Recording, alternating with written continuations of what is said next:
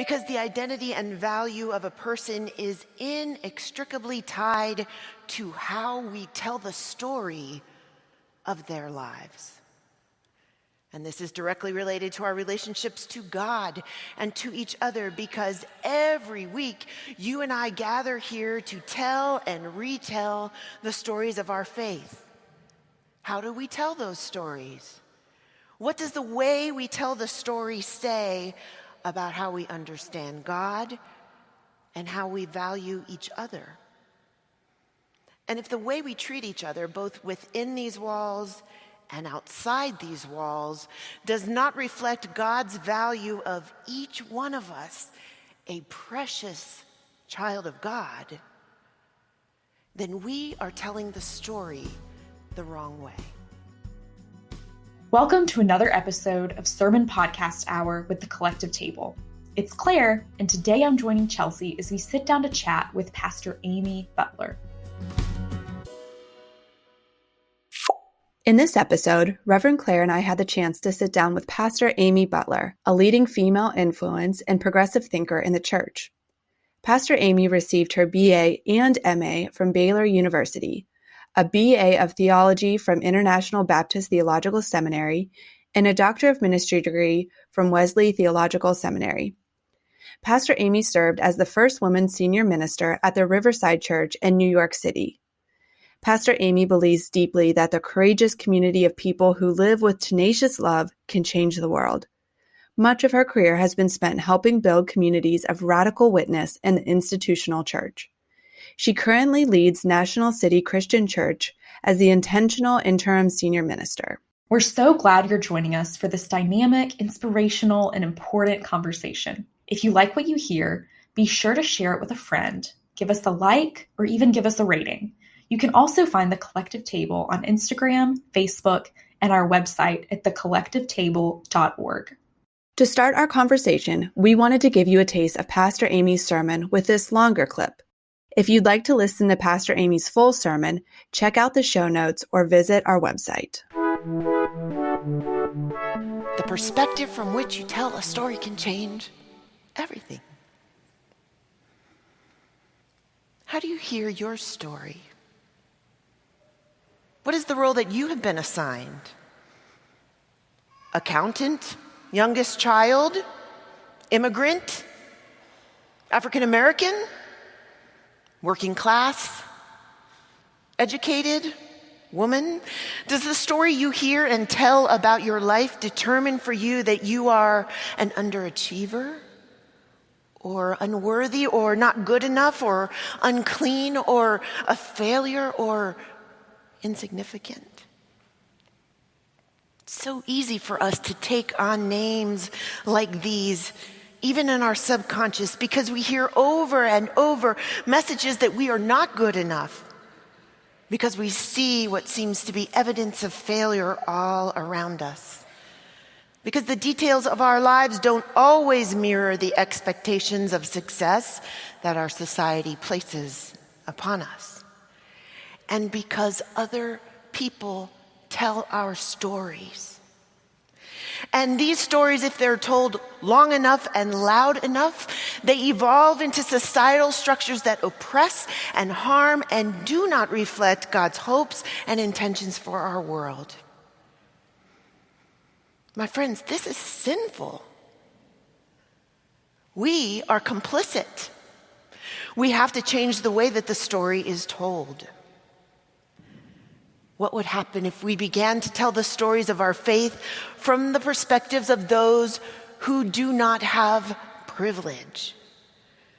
What if instead of Sarah derided for laughing hysterically, this story becomes one of a voiceless, powerless woman stepping up with joy to her critical role in the work of God in the world? What would that be like? Well, it would be transformational. It would be groundbreaking, and it would be world-shifting. It would be gospel. It would be good news. If you go to Pastor Amy's website, the first page says, "I am not here to entertain you.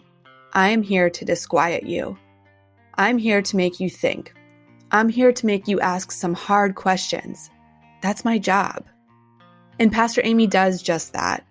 Through humor, biblical interpretation, and cultural relevance, Pastor Amy passionately preaches about misogyny, storytelling, and the expansive love of God. She preached this sermon in 2017 at Riverside Church, and it is appropriately entitled Hysterical. We hope you enjoy it. We've been a fan of a lot of your sermons, but we're going to talk about a particular sermon today, Hysterical, what you preached in 2017 on Father's Day, which is just such an interesting, as we get into it more, the theme of the sermon really talks about misogyny and women's roles throughout, scripture and throughout history. And you decided to do this on Father's Day. And I just wonder if you could share with us how that kind of came together for you. That's so funny. Well, I object to celebrating Father's Day in church, or Mother's Day for that matter. So I usually try to ignore it. And honestly, since I'm not a father, it probably was like third or fourth, on the list in my head. To me, it was much more compelling to marry what was going on in the world with the text that I had been assigned to preach, right? And if you remember, it was that week that Kamala Harris was questioning Jeff Sessions and was called hysterical because her questions were making him uncomfortable.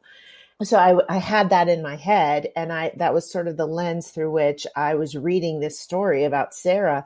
And I had this sudden idea like, oh my gosh, what if we've been reading the story wrong, like this whole time?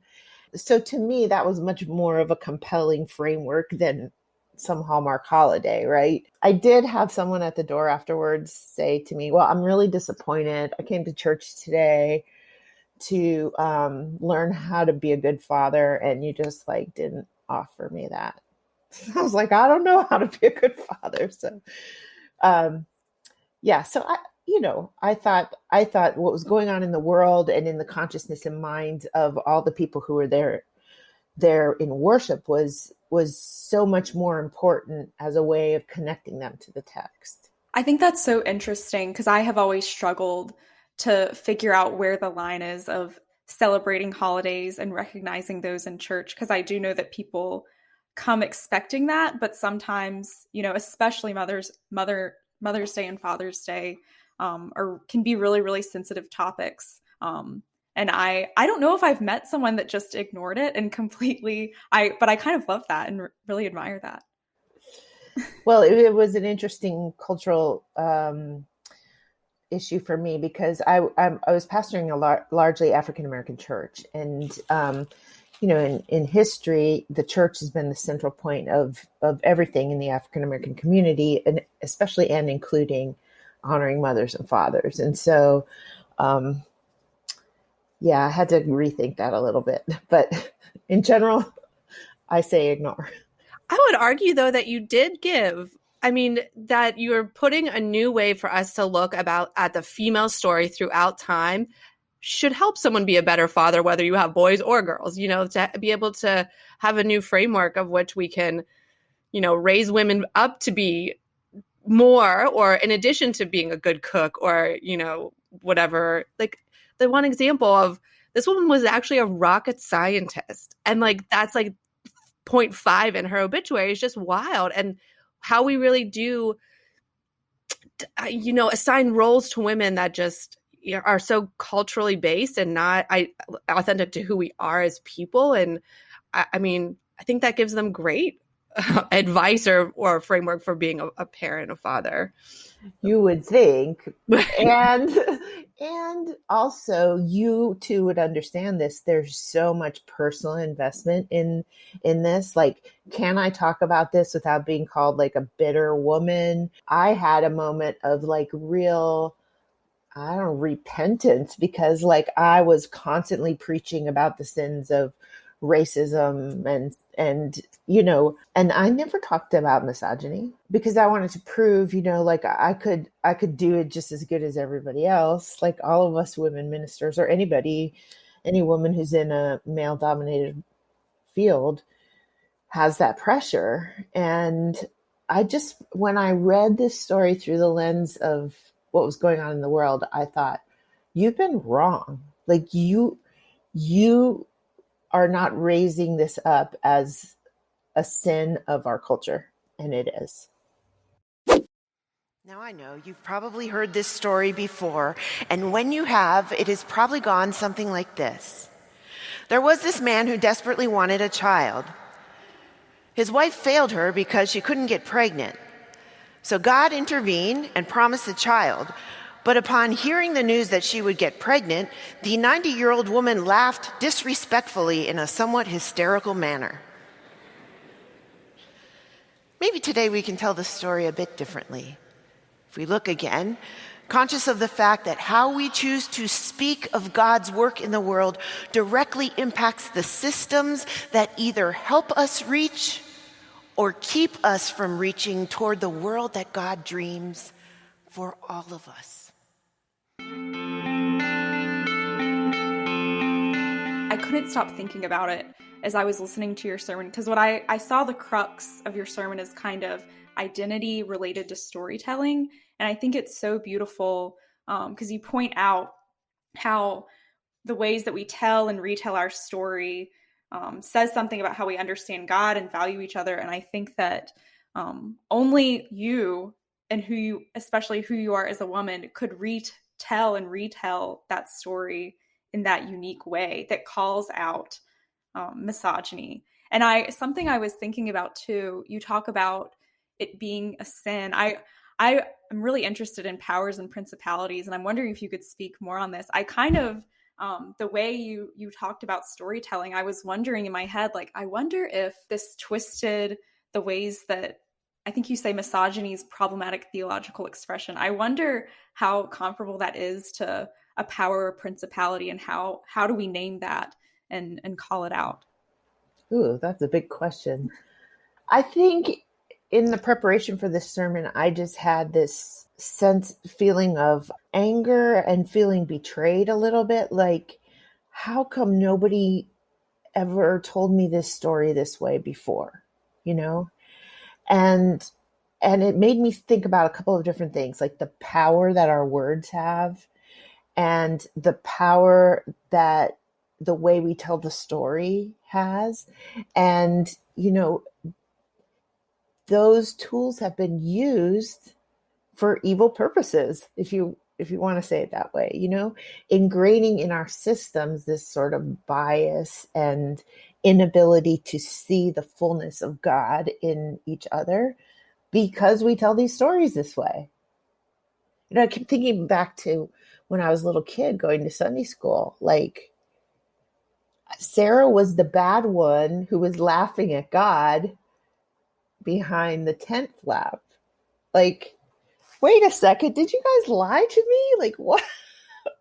It was, yes. I do think that the way we tell our stories can be used for evil. Whenever that happens for you, you start to see a scripture story or verse differently. What does that do to your framework, or your, like, you know, it starts to poke hole in a good way, I think, poke holes in, like, well, how I understood if this story was told to me in this way, and I'm starting to see it differently. Like, what does that do to the whole thing? Oh, yeah. And for those of us who have lived through a massive, like, sea change in the way that we view the world or in our theological perspective, we understand what that's like. I grew up, you know, in an evangelical home. My parents are very conservative evangelicals, and I'm the black sheep of the family. And so, you know, that shift, as I'm sure you understand, was so painful, of like taking things that I thought I knew and learning to see them in another way. It's been painful and grace-filled, you know. And honestly, isn't that always what living in relationship with God should be? And I think that's the role of preacher, right, though, is to start to poke, like, not in an aggressive way, maybe sometimes in an aggressive way, but to kind of like ask these questions of, like, how are we viewing scripture? How are we honestly reading it? To kind of bring some of that out for people. because it is painful and difficult to do on your own. That's why we do faith and community, because, some of those shifts can rock our boats pretty wild. I'm glad you brought us back around to that, because I wanted to say that, I'm currently preaching a series in the book of James, and I tweeted something this week about like, why did I decide to preach the epistle? I hate preaching the epistles. And one of my congregants said, because the congregation likes the epistles. And I just I answered back to him, I never preach stuff that people like, like that is not the role and responsibility of the preacher. I always say, like, if you don't leave our gathering feeling a little unsettled or a bit of dis-ease, then I haven't done my job. And at every church where I've been the pastor, it's shifting the perception of, I come here to be entertained, or I really need to feel like I'm being fed. Are you kidding me? Like, this is upsetting stuff. It should be moving us to a new place. I love what Barbara Brown Taylor says about preaching. She says, like, digging through the dirt and picking up a rock and brushing it off and looking at it from all the different angles and showing it to your people. And I know you all understand this, but when you see the text in a different way, it's like the most invigorating experience, because you're working with like a living text. And every time that happens for me as a preacher, I think, oh yeah, this is why I do this. Yeah. So I'm interested, when you were preaching this specific sermon, Hysterical, as you're walking your congregation or walking alongside of them and showing them this fresh new side of it, what did you want them to walk away knowing or even feeling? I wanted to disrupt the common understanding or reading of the text, and offer my people an opportunity to see the text in another way. I also wanted to make a political comment. I really did, on several different things, like the way women are treated in public, the way that men seem to feel obligated or that they have the right to control the reproductive lives of women. You can see through the sermon that I try to put some of those things in, because I really do believe that preachers need to be political. And by that, I mean, politics just means the way we order our common life. And if your faith does not have anything to say about how you order your common life, then you're just wasting your time. And so I just always think that if people are out in the world and they come into church on Sunday morning and there's no commentary or conversation or tie or anything to what's going on right outside the walls, then you are making a case for the irrelevance of Christian community. And so in addition to offering them a new perspective on the text, I wanted them to think about some of these modern issues and try to make some connections with their faith. Yeah, I'm wondering what that process of preparing to kind of make that both political and theological statement looks like. What does it look like for you to be aware of what's going on around you and to be able to comment on that as a pastor and preacher? The old saying, you have to preach the Bible in one hand and the New York Times in another. It's really true. And I saw that over and over at Riverside, because that is a pulpit that really calls for, some public commentary. And what was often missing, in my opinion, in the history of that church has been a tie to the substance of faith, because I think those two are deeply tied together. I don't think a lot of preachers do that. And I don't think a lot of preachers do that well. You are going to be speaking to some who really do. So that's exciting. But the other part of that is related to me personally as a preacher. My therapist says, you tend to jump before thinking about where you're jumping. Yeah. And in a lot of ways, that has gotten me to some really cool places. And in some ways, it's landed me in a bunch of shit. So that's also my style. And I know that that's not the style of many preachers. I was going to ask, like, what does that do for you personally? I mean, it's not a lightning rod for the sake of being a lightning rod, but when you say certain things that shake people's core, I mean, you know, you're going to be in some hot water, right? But like, how does that influence your preaching? Maybe, or does it ever stop you? Does it ever does it give you life? Or, you know, because there's other outside factors. I think when you preach, sometimes it's like, well, how are people going to receive this? Or, you know, and I just wonder how you like swim in those waters. Right. So what the person listening to this sermon does not get to see is like the relationship between me and the people that I'm preaching to. And that, of course, is something that mitigates a lot of the risk. You'll note in the sermon I made some off the cuff remark about my nail polish color. Like, I did that on purpose because I knew there were going to be people who were like pissy about it. And that's just ridiculous. So I decided to like take the reins and like just say it. So some of it is that. And in some ways, many ways, some of the more risque stuff that I was saying from the pulpit would often invite conversation that was very meaningful with people who were uncomfortable and transformational. And that's like the preacher's best wish, right? And then the third thing I'd say is like anybody who thinks that being a preacher is like should be a job with no risk is an idiot. Like following Jesus is risky, and the message of the gospel is offensive. And if you're the one out there preaching it, you're going to get shot. And so that's part of it too, like being really clear about what this calling means.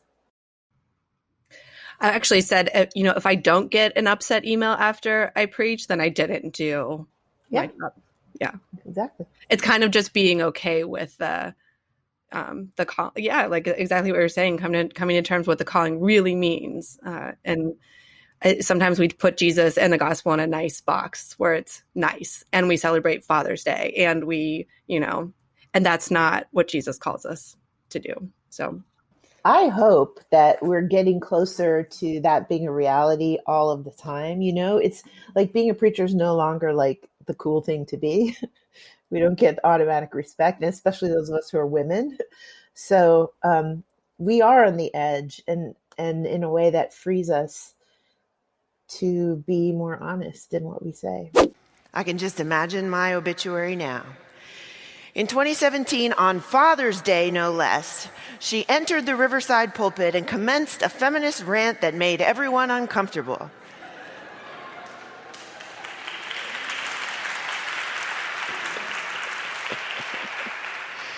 That day, she was having a fairly good hair day and was sporting a cheery, if risque, nail color.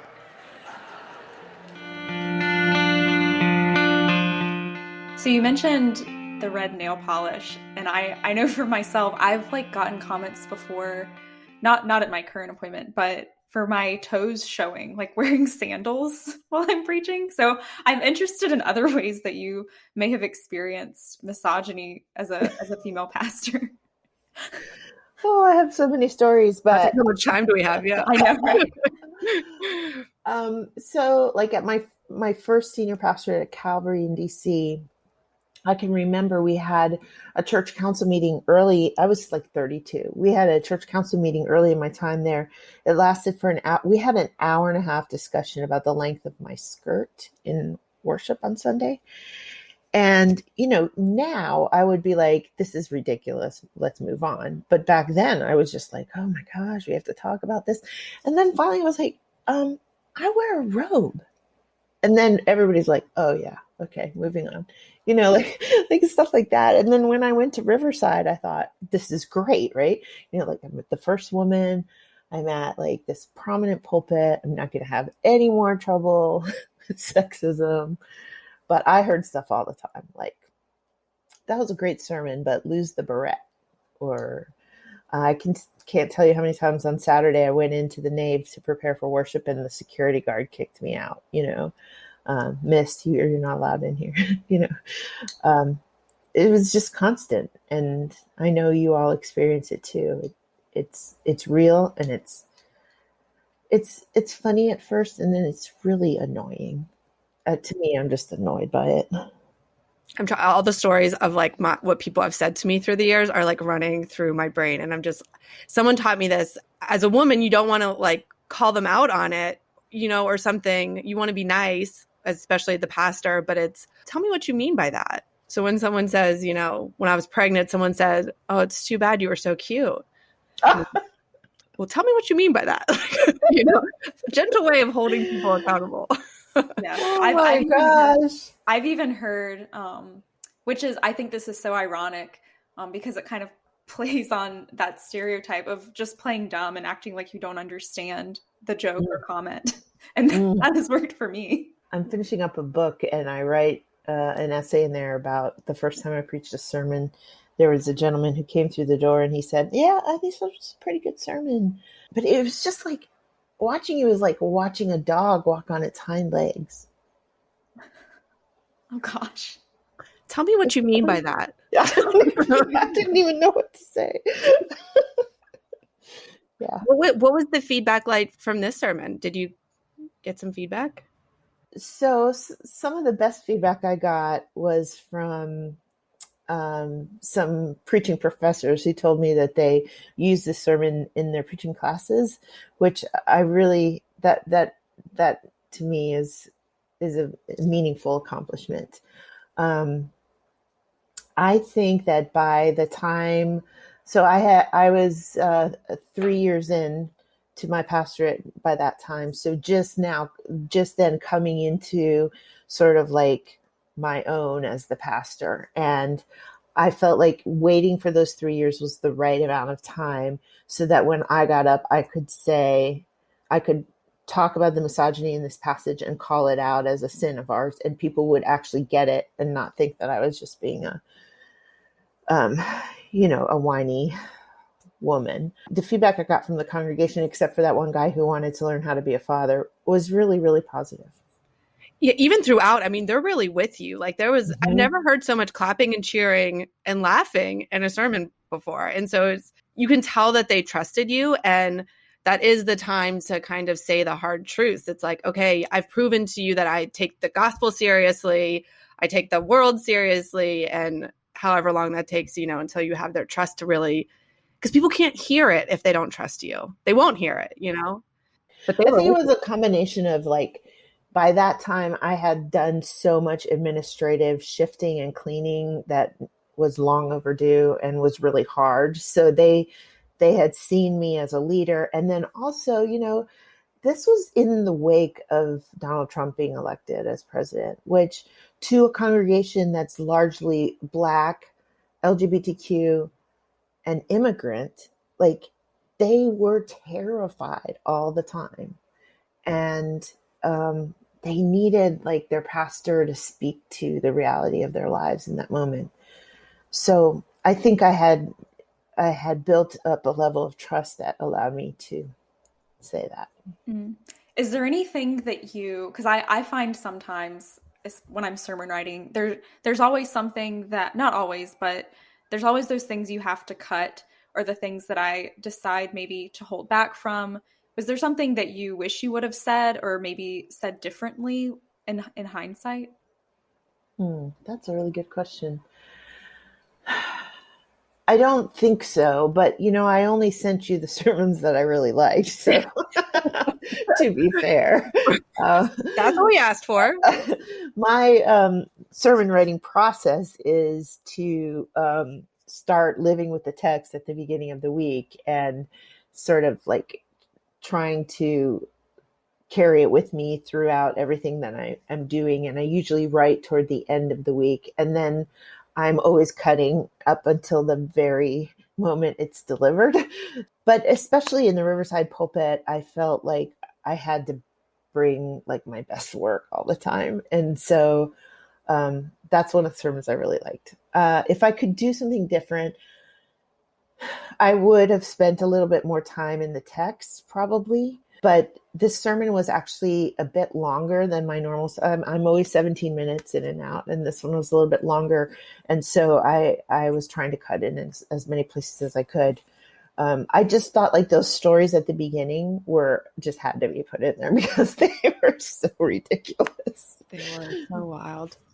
It is such a big pulpit. Like if for people who are listening, when you go watch the video, the church is beautiful, but that pulpit looks intimidating. I mean, you know, and then you're talking to predominantly African-American, LGBTQ and immigrant. I mean, yeah, especially in the time of Donald Trump. I mean, in post Donald, you know, how could you not say, but someone told me once, if your knees, that's why we have those pulpits, because they cover our knees from shaking. Because, you know, sometimes telling the truth can be intimidating. But I noticed too that another thing that you did really well, the amount of humor that you put throughout is that like how you typically preach with because people hear better, I think, when they're laughing. Yeah, I try really hard to bring humor into my sermons, and not like, you know, knock knock, who's there, but like, you know, like something that can sort of maybe be self-deprecating and also relate to you, so that you can be like, oh my gosh, that happened to me too, you know. So that has a way of you allowing me to, or you being able to hear a little bit more of what I'm saying. It's always the worst when you tell a joke and nobody laughs, but humor is often a big part of my preaching, and also trying to hit that balance of vulnerability and authenticity without being like, I'm sitting in a psychiatrist's chair, right. You know, like, so that's the fine line. No. I told a story this past Sunday about a terrible mistake I made the first time I ever did a wedding. And everybody in the congregation was like, oh my God. It is really a terrible story. And at the door, someone said to me, just, oh my God, thank you so much for telling that story. I can't believe you told it, because, I mean, it was a bad mistake. But I try to do that as a way of opening the gate to the deeper point, or a deeper engagement with the text. My dad always says, if church was funny, I would go, you know. Mm-hmm.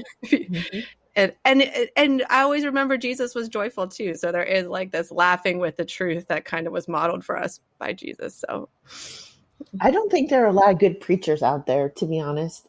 I mean, just based on my experience teaching preaching, which I will never do again because it was the most horrible experience of my life. But also, like, our jobs are really busy, right? And we tend to leave the prep of the sermon till the end because we have so many other things coming at us. And yeah, I think in some ways it's not the first priority of a lot of ministers. I think so Chelsea knows this about me. I really enjoy stand-up comedy. I don't do it. I'm a preacher, but I enjoy listening to stand-up comedy. And something I hear so many comics talk about is the way many of them work out their jokes is on stage night after night. And through COVID, a lot of them that I listen to have said they felt like they have lost that ability to work out their jokes. Like, it's kind of like working out and going to the gym. And I see so many ways that stand up and preaching are so similar. And your sermon was just an example of that. The way you hit the beats, even at some points you pause for laughter.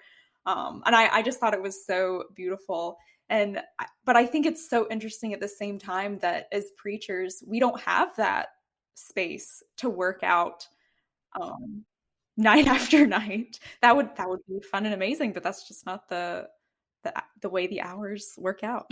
I don't know if you guys do this, but I always practice my sermons out loud before, because some words seem right when they're written, but they don't seem right when they're spoken, or the cadence isn't exactly right. And then I'm also like pause here, like writing all over my sermon. Yeah. But also this past Sunday was our first Sunday back in person. And I wanted to cry after the sermon because it was such a relief to have like actual people out there.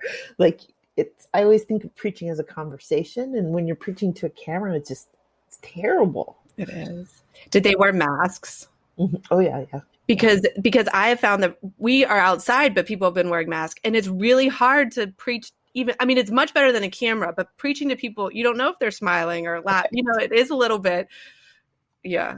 It's different. Even if someone like cocks their head, you're like, is this interest or how are they feeling? You Hard to stay awake. Yeah. Right. Have you been preaching from the pulpit to a camera or some in other ways during the pandemic? Yes, from the pulpit. So I'm at National City Christian Church now, as the National Church of Disciples of Christ. And so it's a big cathedral, also with a big, huge pulpit that is very meaningful to the people who attend church there. And I think in some ways they would have a hard time hearing a sermon from the floor. You know, the pulpit is really important. So, yeah. Well, and it is always learning the church and the congregation and seeing where you fit into that, you know, not being the mold, but also knowing what's important to keep. And so. Yeah, I haven't met most of the people in my congregation. I've been there a little over a year because of COVID. So that's hard too, right? When you're preaching and you don't know who your audience is. Every time we have a guest preacher, I'm always like, this person's amazing. And, you know, and then I'm like, oh, I've heard that. Like, I've heard them do better. And it's really hard to come into a space where you don't know people and pick it up. You know, I've been at this church for 10 years and I feel like I'm just now hitting, and I'm not the senior. I only preach like once a month, but I'm just now starting to hit a groove with like, I know where they are. I know where I am. I know what gifts I bring. I know, you know, I know when to push. I know when to share, you know, that kind of stuff. Yeah. At the beginning, it was like, here's my deepest fear. You know, like at the end, I was just like in my therapist's office, like way too vulnerable. That's so funny. I can remember when I came to Calvary, I had only preached 4 sermons before they hired me. They never asked me that in the interview, so I never told them. So by the end of the 3rd week, I was like, I've said everything I learned in seminary in these first 3 sermons. I have nothing else to say. And I'm done. It's wild. It is.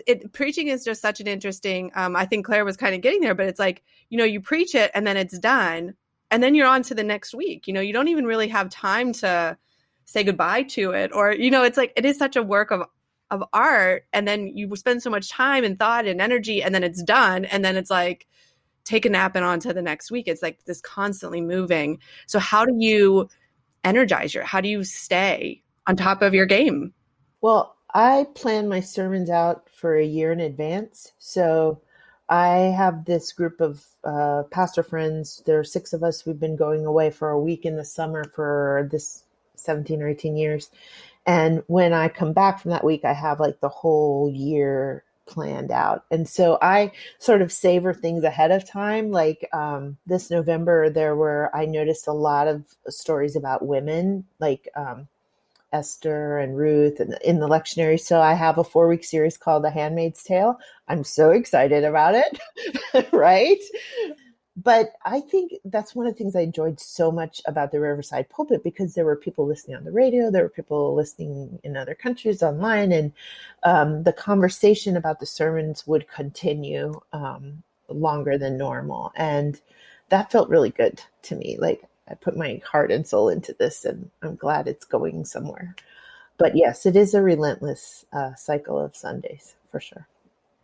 Yeah, well, and also to write them in somewhat of a community where you go away and have space and time, that would be helpful. You have to send us the link to the sermon series. That's amazing. I love that. Where did you teach preaching? I'm interested. I taught preaching at Wesley Theological Seminary when I was a pastor here in town. And I've done some like preaching intensives, and I do some one-on-one coaching, but I really like to work with like good preachers. I think that preaching is a gift that some people have more of and some people don't. But like any gift in your life, whether you hone it makes a huge difference. And so to find a preacher who has a gift and then to help them develop that is really energizing for me. I just like listening to beginning preachers in preaching class is really, really hard for me. I didn't like it. I'm thinking of my first sermon. I cried in the middle of it in preaching class. That wasn't the best. Wasn't the best. Yeah. Same. We all start somewhere, and then God bless the congregations that watch us and endure us honing our craft, right? Mm-hmm. It's definitely a craft. I'm the interim at National City, and I'll be there probably for another year. And I have just really loved being an interim because you don't have to worry about keeping your job, and you can like do all the hard things, and it's okay, and even say some hard things. And I just sort of see my job as working for the next pastor. And so it's been a lovely, healing, wonderful experience for me. And I've been thinking, especially in advance of this conversation, like how sad it would be for me if I didn't get to preach regularly after this. So I don't know what's next. We'll see. Yeah, I was going to ask that. Is it, do you like being in a church, a specific church, or would it be, public theologian preaching all over? And well, I think, I've spent 25 years of my career turning around these big historical institutions, and that takes a lot of energy and a lot of, I just don't know if I have it anymore, So I'm trying to pay attention to that.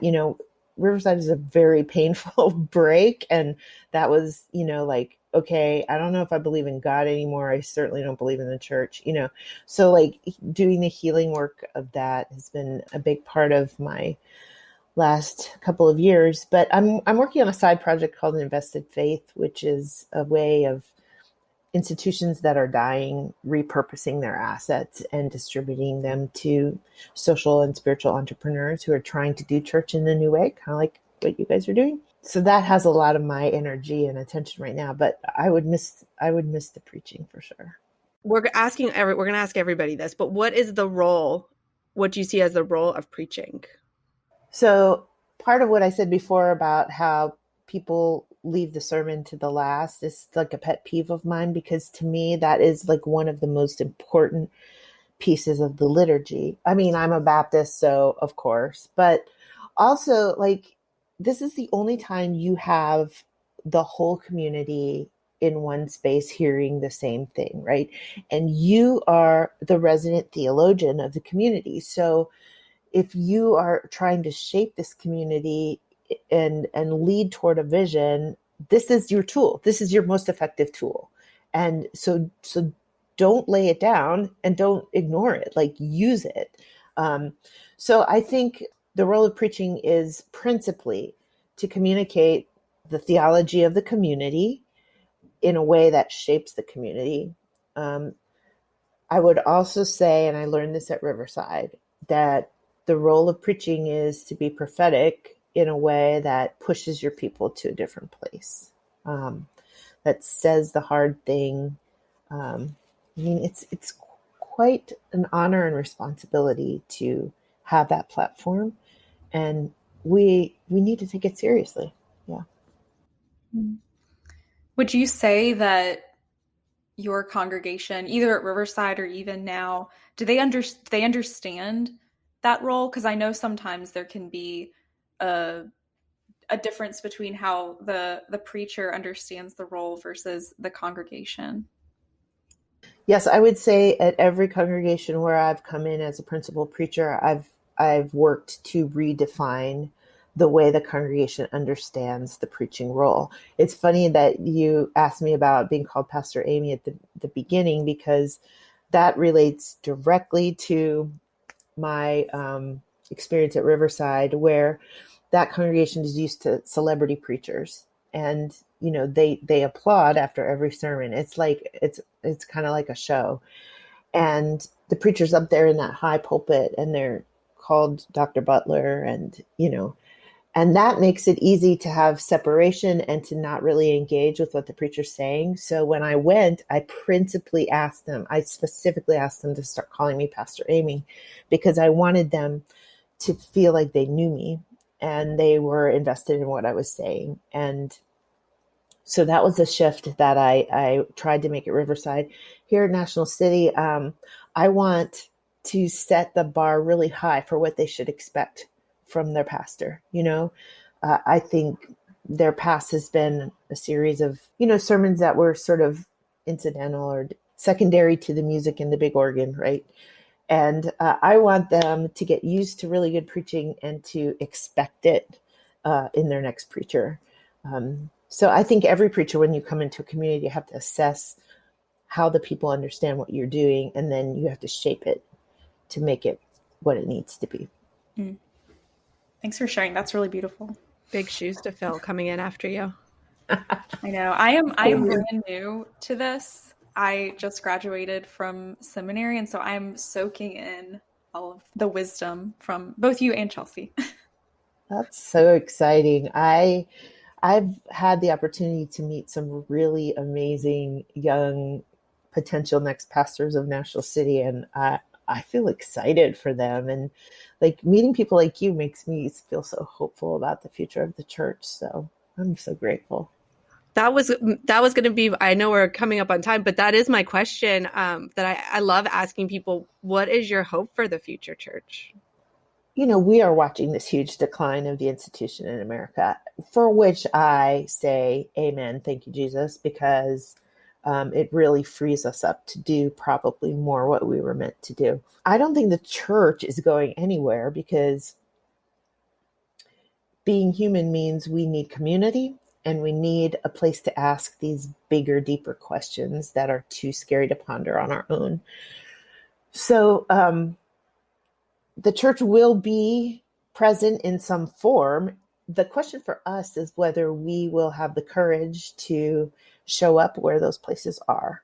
That's one of the reasons why I started Invested Faith, because there were so many young ministers who I met who graduate from seminary, go to their 3-point charge in the middle of Kansas, want to stab themselves in the eye, and then they leave and they start a brewery, or they start a coffee shop, or whatever, just this community building work they're called to do. And I suspect the church is going to be showing up more and more in those places.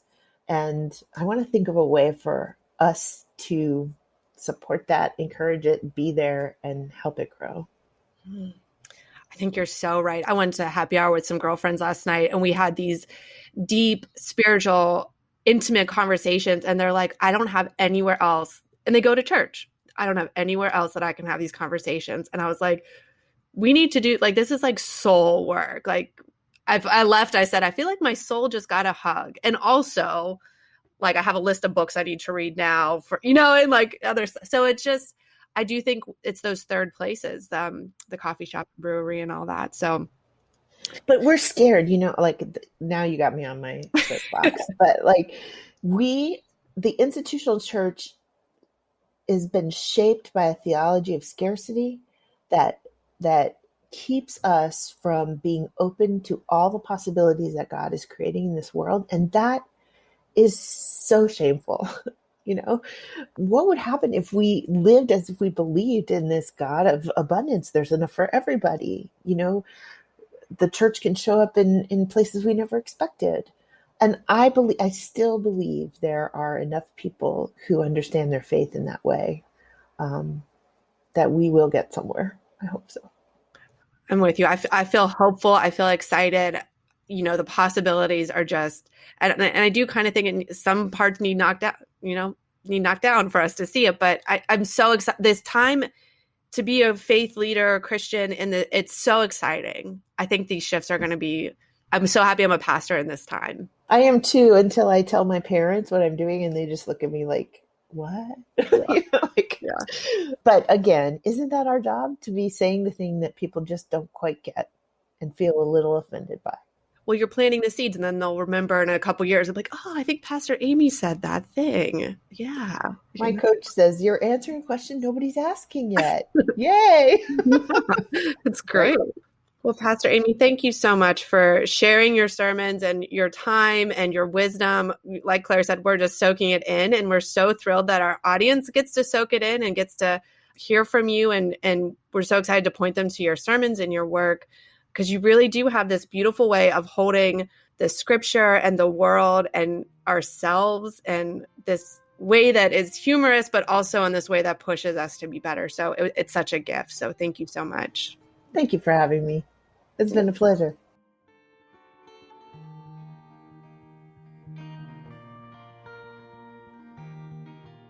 Thank you so much for joining us for this episode of the Collective Tables Sermon Podcast Hour.